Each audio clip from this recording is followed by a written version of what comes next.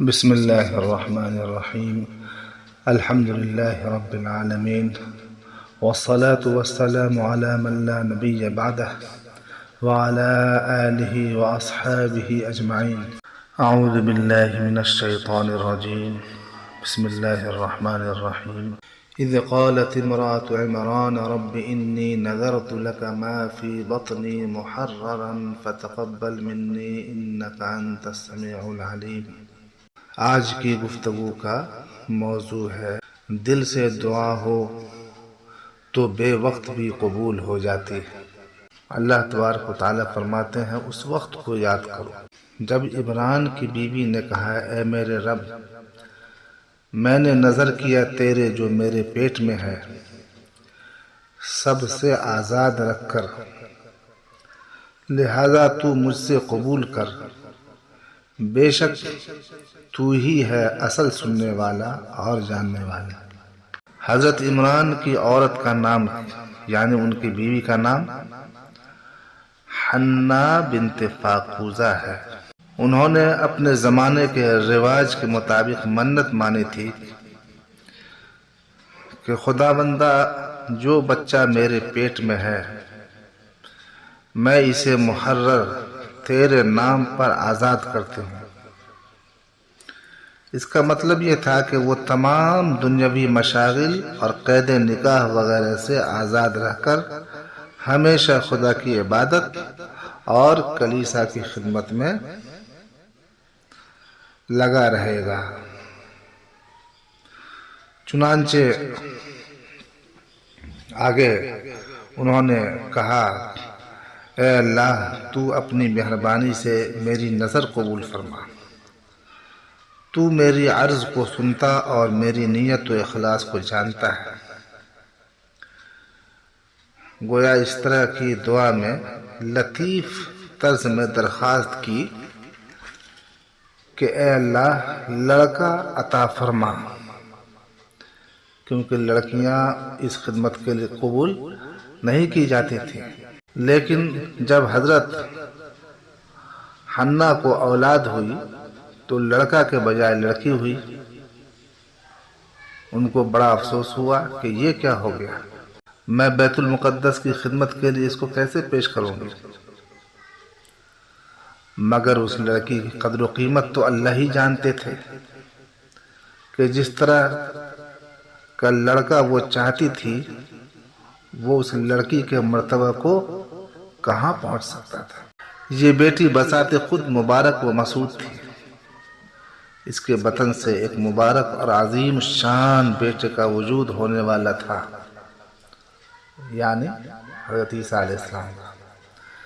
پھر اللہ تعالیٰ نے بیت المقدس کے مجاورین کے دلوں میں یہ بات ڈال دی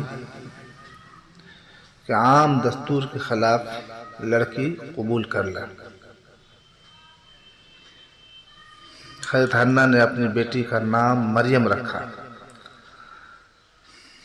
حضرت مریم کو اللہ تعالیٰ نے قبول صورت بنایا اور اپنے مقبول بندہ پیغمبر حضرت زکریا علیہ السلام کی کفالت میں دے دیا اور اپنی بارگاہ میں مقبول بنا لیا۔ اللہ تعالیٰ نے ان کو جسمانی، روحانی، علمی اور اخلاقی ہر حیثیت سے غیر معمولی طور پر آراستہ کیا تھا۔ جب بیت المقدس کے مجاورین میں ان کی پرورش کے متعلق اختلاف ہوا تو قرعہ انتخاب حضرت زکریا علیہ السلام کے نام اللہ نے نکال دیا تاکہ حضرت مریم اپنی خالہ کی آغوش میں تربیت پائیں اور حضرت زکریا کے علم و دینداری سے مستفید ہوں۔ چنانچہ حضرت زکریا نے بھی پورا خیال رکھا، تمام رعایتیں سہولتیں ملحوظ رکھی۔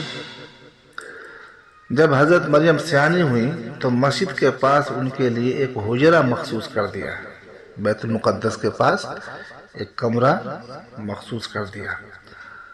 حضرت مریم دن بھر وہاں عبادت وغیرہ میں مشغول رہتی اور رات اپنی خالہ کے گھر گزارتی۔ حضرت زکریا علیہ السلام جب حضرت مریم سے ملنے حجرے میں آتے تو ان کے پاس طرح طرح کے کھانے کی چیزیں دیکھتے.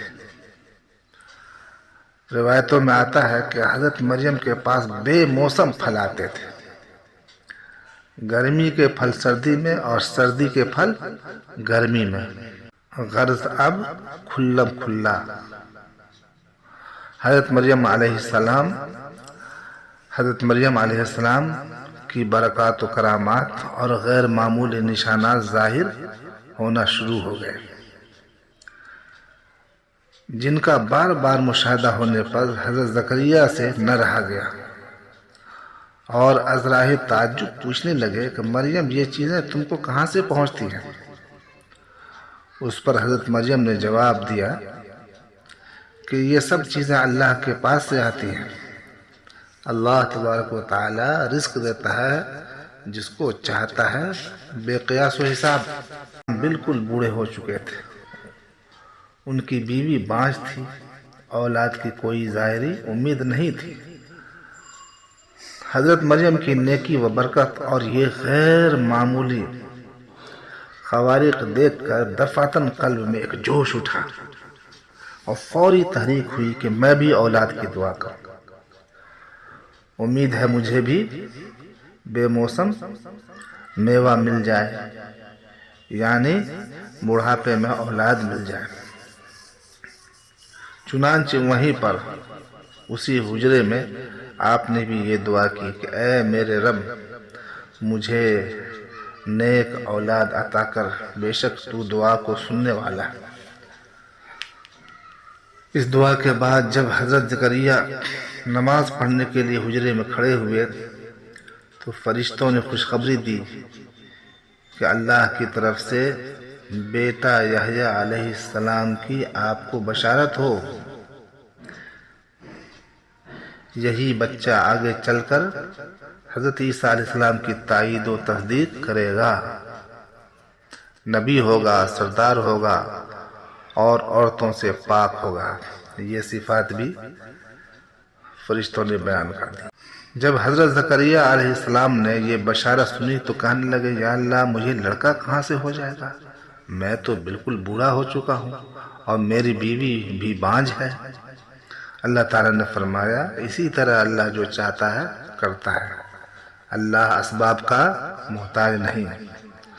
حالانکہ اس عالم میں عادت اللہ یہی ہے کہ اسباب عادیہ سے مسبب کو پیدا کرے، لیکن کبھی کبھی اسباب عادیہ کے خلاف غیر معمولی طریقہ سے کسی چیز کا پیدا کرنا بھی،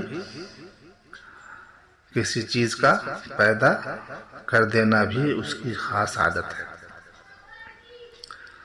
پھر حضرت زکریا نے اللہ تعالیٰ سے عرض کی کہ یا اللہ، میری تسلی کے لیے کوئی نشانی تو بتلا دیجیے. تو اللہ تعالیٰ نے فرمایا کہ اولاد ہونے کی نشانی یہی ہے کہ تم 3 روز تک کسی سے بات مت کرو، اور کرو تو اشارے سے کرو، اور اس دوران اللہ کو زیادہ سے زیادہ یاد کرو اور صبح و شام اس کی تسبیح و تقدیس میں مشغول رہو.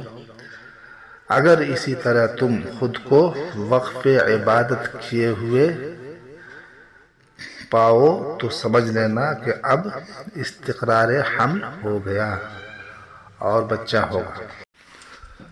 خلاصہ کلام یہ کہ دعا کرنے کا مؤثر اور نتیجہ خیز طریقہ حضرت زکریا علیہ السلام کے واقعہ سے سیکھنا چاہیے.